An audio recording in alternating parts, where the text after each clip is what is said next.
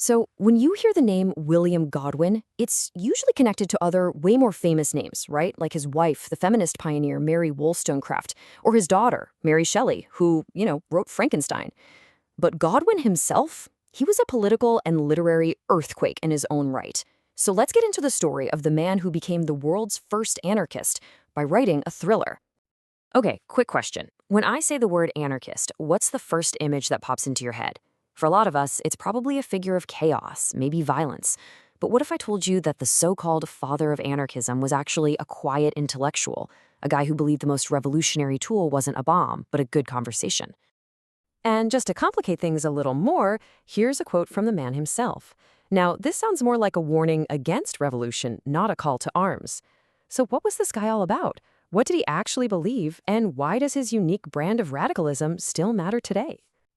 So that brings us to the big question. Was William Godwin truly the first anarchist? Well, to even begin to answer that, we first have to ask, what do we even mean by that term? See, Godwin is known as the father of philosophical anarchism.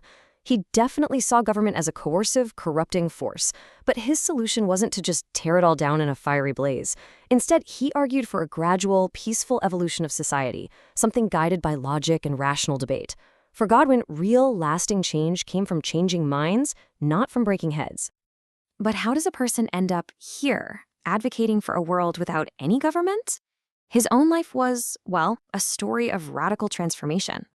I mean, you have to appreciate this journey. He starts out as the son of a Calvinist minister, a faith he later said was basically a scheme for damning 99 in 100 of its own followers. Ouch. After he moves to London, he just dives headfirst into the radical ideas of the French thinkers, ditches religion, and then, electrified by the French Revolution, he writes his defining work, Political Justice, which laid out his entire philosophy.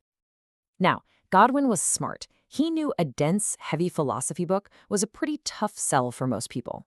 To make his radical critique of power really catch on, he realized he needed more than just a brilliant argument. He needed a vehicle for his ideas. He needed a story. And Godwin himself explained his motivation perfectly. He believed these big insights about how government can be oppressive weren't just for philosophers, they were crucial for everyone, especially folks who were never going to pick up a book like Political Justice. So, he decided to embed his political theory inside a page-turning novel.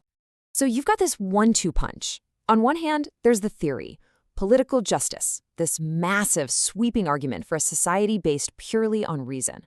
And on the other hand, you've got the story, The Adventures of Caleb Williams, a thriller designed to show you what happens when those principles are completely ignored.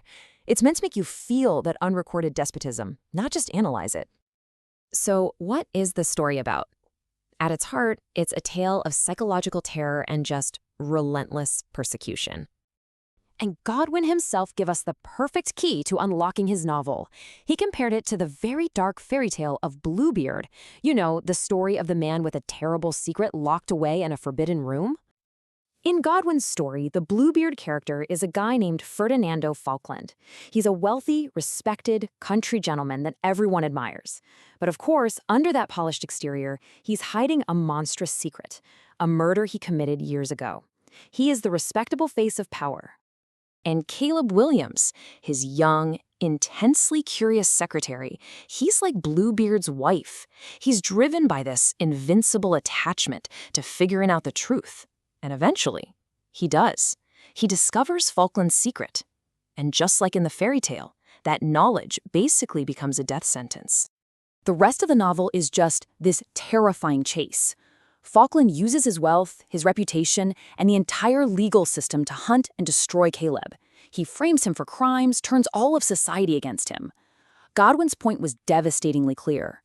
The very institutions we see as our protectors, the law, the courts, public opinion, are often the exact tools the powerful use to crush the weak. So this 1-2 punch of philosophy and fiction made Godwin an absolute superstar in the 1790s, but it also left him with a, let's say, very complicated legacy. I mean, he really tried to live his philosophy. He rejected marriage as a form of property, well, at least until Mary Wollstonecraft became pregnant. This kind of thing earned him a lot of ridicule in the press, but it also attracted the circle of brilliant, forward-thinking followers. And what a circle it was. Seriously, think about the intellectual gravity here. His wife was a foundational feminist thinker. His daughter wrote one of the most famous novels of all time. His son-in-law was the poet Percy Shelley, a devoted disciple. His ideas were so provocative, they actually spurred Thomas Malthus to write his hugely influential work on population as a direct counterargument. Godwin was right at the center of it all. But as the revolutionary spirit of the 1790s gave way to a much more conservative era, Godwin's star just kind of faded. The rest of his career was an anticlimax, he struggled with debt, his later books never had the same impact, and by the time he died, he was mostly seen as a relic of a bygone age. But ideas have a way of surviving, don't they? Today, projects like the Anarchist archive, are working to bring the writings of thinkers like Godwin back into the light. The belief here is that these texts aren't just for specialists, they're part of our shared heritage, helping us find our roots so we can renew ourselves. And this leaves us with a final thought, one that gets right to the very heart of Godwin's entire project. He wrote a brilliant argument for a new world, but it was his thrilling story of injustice that really captured the public's imagination. It really makes you wonder, to truly change the world, is a powerful story more effective than a logical argument?